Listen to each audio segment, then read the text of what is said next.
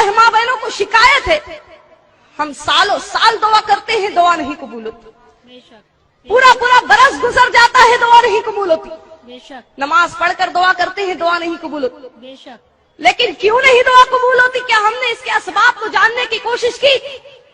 याद रखो, अल्लाह के रसूल सल्लल्लाहु अलैहि वसल्लम की हदीस पाक का मफहूम है, सरकार फरमाती है कि वो खातून जो ऐसा जेवर पहन कर निकलती या ऐसा पाजेब पहनती है जिसके घुंघरू की आवाज गैर मर्द के कान में जाए, फरमाया जाता है उस एक खातून की इस हरकत की वजह से कि उसके जेवर और उसके घुंघरू की आवाज, पाजेब की आवाज गैर मर्द के कान में जाती है, अल्लाह अकबर, फरमाया जाता अल्लाह तबारक व तआला उस पूरी कौम की दुआ को रद्द कर देता, उसकी दुआ को कबूल नहीं की जाती।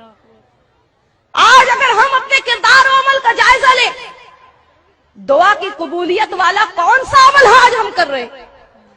आज अगर हम अपने रोज और शब का जायजा लें, न जाने दिन भर में कितनी नाफरमानी हम अल्लाह की करते हैं। बेहयाई माशरे में ऐसी आम हुई, नित नए अंदाज से बेहयाई, नित नए अंदाज से गुनाह, अल्लाह अकबर।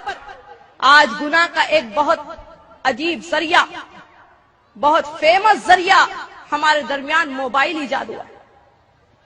आज मोबाइल इंसान की जरूरत भी बन चुका है।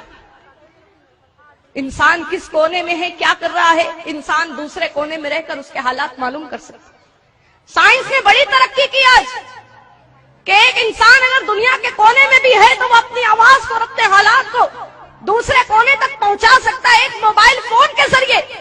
लेकिन आज इसी मोबाइल का इस्तेमाल अगर हम अपनी नौजवान नस्लों के दरमियान देखते हैं, आज अगर इसी मोबाइल का इस्तेमाल हम अपनी नौजवान बच्ची के दरमियान में देखते हैं, अल्लाह अकबर, आज नौजवान नस्ल इस मोबाइल के जरिए से तबाही के रास्ते पर जाती नजर आ रही है। आज एक हमारी नौजवान नस्लें इस मोबाइल के जरिए से अपनी नौजवानी को बर्बाद करती नजर आ रही है, अपने किरदार और अमल को तबाही के दहाने पर पहुंचाती नजर आ रही है। अल्लाह अकबर, मोबाइल का एक SMS का सिस्टम, अल्लाह अकबर, ये SMS ऐसे SMS कि अगर शैतान देख ले तो वो शर्मा जाए। फहिश SMS आज नौजवान नस्लों के दरमियान राइज हो चुके हैं। इश्किया शेर और शायरी हमारे दरमियान राइज हो चुकी है। याद रखो, अल्लाह तबारक व तआला कलाम पाक में इरशाद फरमाता है कि अगर तुम किसी से सरगोशी करते हो, मोबाइल में इंसान क्या करता है, एक अपनी बात दूसरे के कान में कहता है, और जो इंसान अपनी बात को आवाम में ना कहते हुए किसी के कान में सरगोशी के अंदाज में कहे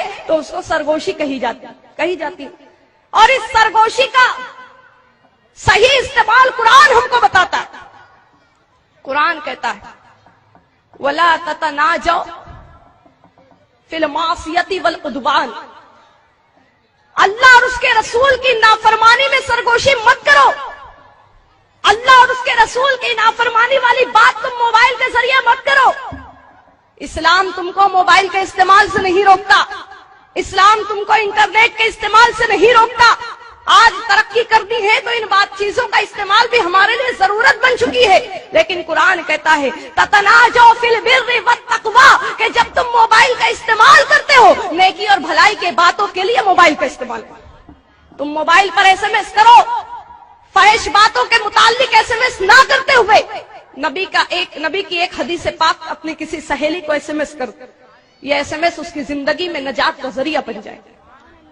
इश्किया शेर और शायरी ना अपनाते हुए नाते पाक की रहमत आलम सल्लल्लाहु अलैहि वसल्लम की शान में शेर और शायरी तुम अपनी सहेलियों के पास भेजो, यही तुम्हारा SMS उसके दिल में नबी की मोहब्बत पैदा करने का जरिया बन जाए। बुलंद आवाज से दुरूद पाक पढ़ो।